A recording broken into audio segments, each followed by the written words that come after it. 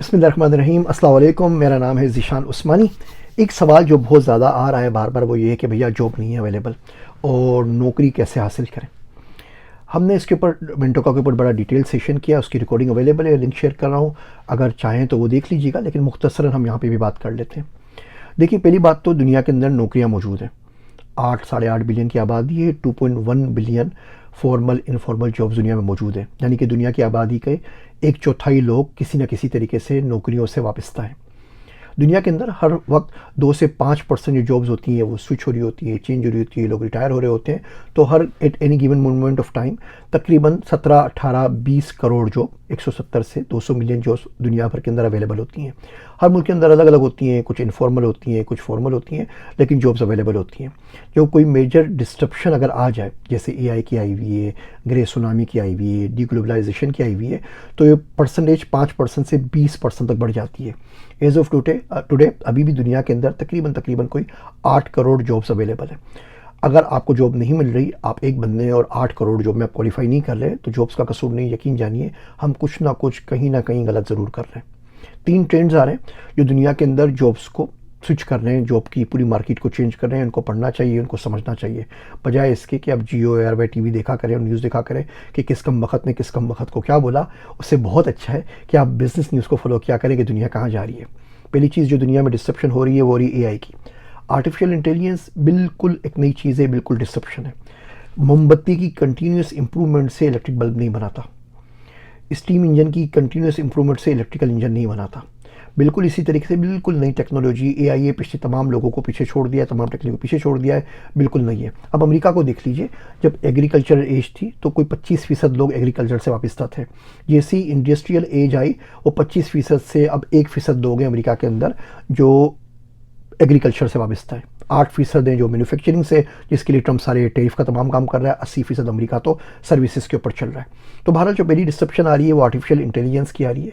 ये दुनिया से अगले 10 सालों के अंदर 800 मिलियन जॉब्स ख़त्म कर देगी। 83 मिलियन रोल्स दुनिया से ख़त्म हो जाएंगे। और अब तमाम जो जॉब्स होंगी वो सारी की सारी उनमें एआई चाहिए होगी। So you need to know AI one way और other. You may not be replace by AI, but you will definitely be replace by somebody who knows AI और हाउ टू यूज़ एआई। तो AI आपको पढ़ना पड़ेगा। अगर हम जो global हमारे पास से डेफिनेशन लिटरेसी की, from being able to sign, बोलते हैं कि आप साइन कर सकें तो आप लिटरेट हैं। तो अगर ग्लोबल डेफिनेशन को फ्रॉम चेंज कर देते हैं, from being able to sign to being able to code, तो ग्लोबल लिटरेसी ड्रॉप होके 86% से 3% के ऊपर आ जाती है। पाकिस्तान के अंदर सिर्फ 15% लोग हैं जिनको हम डिजिटली लिटरेट कह सकते हैं, यानी 85% पाकिस्तानियों ने आगे जॉब नहीं करनी, वो डिजिटल लिटरेट नहीं है। तो एआई को पढ़नी पड़ेगी, आपको डिजिटल लिटरेट होना पड़ेगा। ये तादाद 15% से बढ़ा के हमें 85% पे जॉब पे पहुँचानी पड़ेगी, वरना बड़ा मसला होगा। 14 करोड़ हमारे पास आवाम है। पर माइल अगर आप करें तो कोई 500-600 बच्चा बनता है पर माइल। अर्बन रूरल को निकाल दीजिए, कोई 1500 बच्चा पर माइल बनता है जो कि बेरोज़गार बैठा हुआ है, अंडर एम्प्लॉयड है, अनएम्प्लॉयड है, अनप्रोफेशनल है, अनइथिकल है। उसको अगर आप जॉब नहीं देंगे वो आपको गाड़ियों से उतार के मारेगा और मुल्क के अंदर क्राइम बढ़ जाएंगे। तो पहली चीज़ तो आपने एआई के ऊपर फोकस करना है। दूसरा जो ट्रेंड आ रहा है वो आ रहा है डी ग्लोबलाइजेशन का। 30 साल लगे दुनिया को ग्लोबलाइज करने में, तमाम चीज़ों को।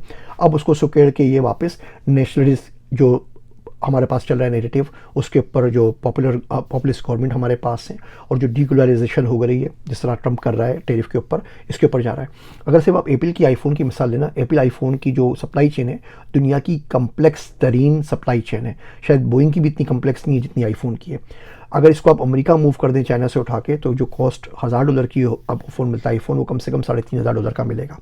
10% सप्लाई चेन अगर आपको मूव करनी पड़े ना अमेरिका, चाइना से और बाकी मुल्कों से उठा के, तो तकरीबन $10 बिलियन की कॉस्ट है और कोई 10 साल इसके ऊपर लगेंगे, बाकी को तो आप छोड़ दीजिए।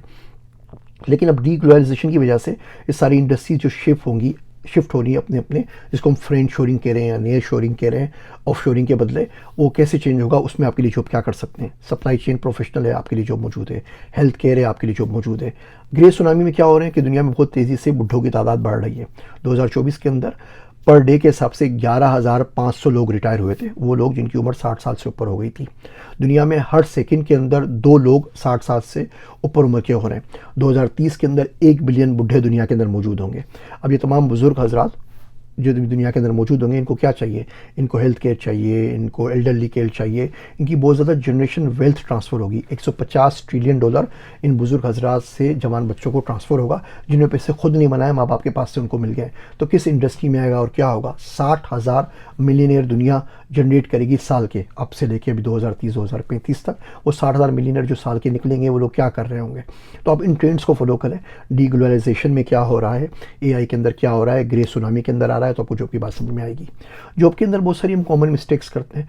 हमने अभी स्किल स्कोर और वीज़ा ब्रिज बनाया, कोई 2.5 लाख 3 लाख लोगों ने रजिस्ट्रेशन कराई है, तो 3 लाख सीवीज़ देखने का मौका मिला। कुछ देखे हमने और बाकी सारे हमने डेटा एनालिसिस की मदद से देखे, उनकी रिपोर्ट्स बनाई। तकरीबन 85%, 85% सीवीज़ में पाकिस्तान के सीवी बने हुए ग्रामेटिकल या स्पेलिंग मिस्टेक्स मौजूद हैं।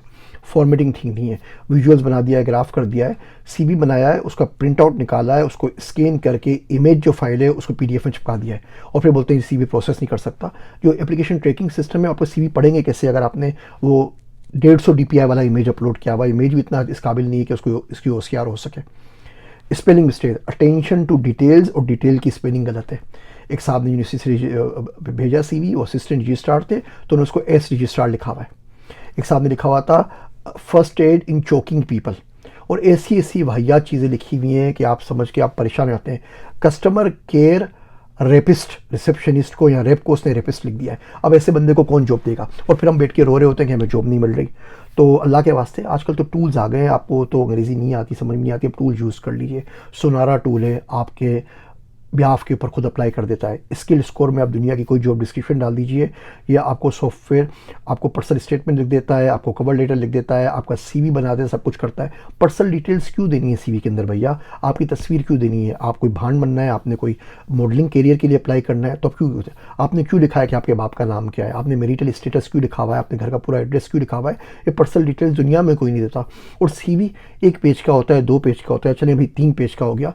60 70 पेज के सीवी हमारे पास हैं। लोगों की इतनी पब्लिकेशन है, साल में इतनी पब्लिकेशंस निकाल देते हैं जितनी मुर्गी अंडे नहीं देती। ये पता नहीं क्या करते हैं, 30 दिन में रिसर्च पेपर कैसे निकल आता है, और फिर भी जॉब नहीं है। 60 पेज का सीवी बनने के बाद ही जॉब हो जाए ना, अगर क्वालिफिकेशन के हिसाब से ऐसा लगता है कि 10-12 बिल गेट्स जेब में डाल के घूमते हैं और फिर भी बेरोजगार घूम रहे हैं। तो ये बिल्कुल बेसिक चीज़ें हैं। हमने बड़ा डिटेल इसके ऊपर घंटा 1.5 घंटा बात की है भैया, कौन कौन से टूल हैं, किस तरह यूज़ कर सकते हैं, हेड हंटर्स कंपनीज़ कौन सी है, रिक्रूटमेंट कंपनीज़ कौन सी जिनको मदद से अप्लाई कर सकते हैं, कौन से टूल्स हैं जिससे आपकी लिंक्डइन ऑप्टिमाइज़ हो जाएगी, कौन से टूल हैं जो आपको अंग्रेजी लिख के दे देंगे, कौन से टूल हैं जो आपको सीवी रिव्यू कर देंगे, कौन से टूल है जो आपको बता देंगे आपकी वर्थ क्या है, आप कितनी सैलरी ले सकते हैं। और कुछ करें ना करें, ये सेशन देख लीजिए, मैं लिंक दे देता हूँ। रिकॉर्डिंग का बहुत लंबी बातचीत है, मुख्तसरन ये कि आपने अल्लाह के वास्ते सीवी के ऊपर कोई स्पेलिंग मिस्टेक्स ना हो। जो दुनिया चेंज हो रही है इन टेक्नोलॉजी के अंदर, जो भी चेंज हो रही है, जो मैं आपको ग्रे सुनामी का बताया, एआई का बताया, इनको पढ़ना शुरू करें, बजाय इसके कि पॉलिटिशियंस की न्यूज़ देखते हैं, अपने काम की न्यूज़ दिखा करें। और दुनिया भर के अंदर जॉब्स अवेलेबल हैं। 4 लाख तो जॉब पाकिस्तान में अवेलेबल होती है, रिमोट जॉब दुनिया में अवेलेबल हैं। काम करने वाले बंदे मौजूद नहीं है, दुनिया बुढ़ी हो रही है। पाकिस्तान में सारे हमारे पास जवान बैठे हुए हैं, आप बहुत आराम से रिमोट जॉब हासिल कर सकते हैं। थोड़ा सा सही मायने में सोचने की कोशिश करें। फिर भी समझ में नहीं आ रहा, लिंक्डइन के ऊपर मुझे अप्रोच कर लीजिए, मुझे मैसेज कर दीजिए, मुझे मिनटों का मैसेज कर दीजिए, बात कर लीजिए, मैं आपको गाइड कर दूंगा। दुनिया बंदे ढूंढ रही है और बंदे उनको नहीं मिल रहे। हम खुद बंदे ढूंढ रहे हैं अपनी कंपनीज़ के अंदर, बंदे नहीं मिल रहे, और आप बोलते हैं आपको जॉब नहीं मिल रही। कहीं ना कहीं मिसमैच है, कहीं ना कहीं गलती कर रहे हैं। थोड़े से प्रोफेशनल हो जाइए, थोड़ा सा टाइम लगा दीजिए, थोड़ी सी चीज़ें सीख लीजिए, ताकि आपके लिए भी आसानी हो और आपके घर वालों के लिए भी आसानी हो और मुल्क के लिए भी आसानी हो। मेरी बातें तल्ख लग रही होंगी, माज़रत चाहता हूँ, लेकिन अगर इस पर अमल करेंगे तो ज़िंदगी में बदलाव इंशाअल्लाह ताला ज़रूर आएगा। मेरे वास्ते दुआ कीजिएगा। मैं हूँ आप सबका ज़ीशान उस्मानी।